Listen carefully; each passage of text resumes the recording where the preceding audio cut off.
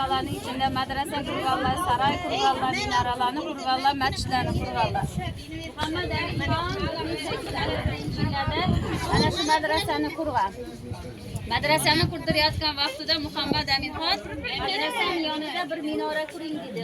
Minorani tepasiga chiqqanimda Buxorodan kelayotgan karvonlar ko'rinsin degan ekan. Minora balandligi 29 metr balandlikda. Qurilishi oxirlariga yetganda, ya'ni usta bu minorani dedi 80, kam eng ko'p dedi 100 metrgacha mo'ljallangan dedi.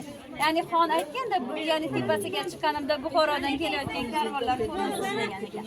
1853-yillarda Muhammad Amin Xon Eronga harbiy yurish qilgan.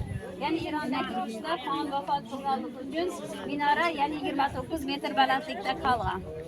Uni avlodidan 1855-yillarda Abdullaxon ukasi taxtga o'tirgan. Ukasi aytadi: "Akam boshlatgan imoratlarni qurilishini oxirigacha yetkazsam ham, xalqimiz orasida ham, tarixda ham bu imoratlar akam nomi bilan keladi.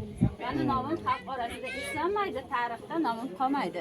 Muhammad Amin Xon madrasasi bitdi, minorasi bitmadi, xon murod maqsadiga yetmadi deganlar xalqimizning orasida. Bu asli haqiqat shunday bo'lgan. Afsona rivoyatlari bor endi xalqning orasida. Buxoro amirining qulog'iga yetgan bu minora usta bilan yashirincha uchrashib suv qilganda, "Mana yurtimda ham bundanda chiroyli minora qurib berasan, ko'p pullo boyliklar evaziga usta rozi bo'ladi. Buxoroda bundanda baland ko'rkam minora qurib berishga." Xiva xoni, ya'ni Buxoro amiri bilan ustani suv tuzganda xabar topgandan keyin, "Mendan o'zga yurtda bunday minora takrorlanmasin" dedi. Minora qurib bitkazilgandan keyin ustani o'qishga buyruq berganda, bu xabarni eshitgan usta minorani chala tashlab qochib ketgan, qanotlar yasab shaharning janubiy qismini uchib ketgan degan yoshligimizda bizlara bu minorani afsonasini, rivoyatlarini aytib berganlar. Minoralar birinchi karvon yo'lida qurganlar, kelayotgan karvonlarga yo'l ko'rsatib turgan, hayot vazifasini bajargan, albatta kuzatish punkti bo'lgan. Islom diniga kirib kelgandan keyin masjidlarni, madrasalarni yanada minoralarni qurganlar, azon aytish uchun qurganlar. Xonlar tarixda nashrning nomlari qolish uchun qurganlar va shaharga chiroyli ko'rk, bezak berish maqsadida ana shunday imoratlarni, minoralarni qurgan ekanlar.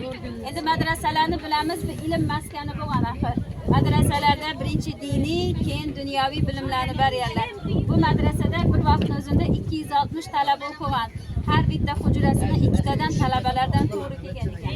1979-yillarda mehmonxona qilingan madrasamiz hozirgi kungacha gostinsa vazifasini o'tab kelmoqda mahalliy va xorijiy sayyohlar uchun. Marhamat.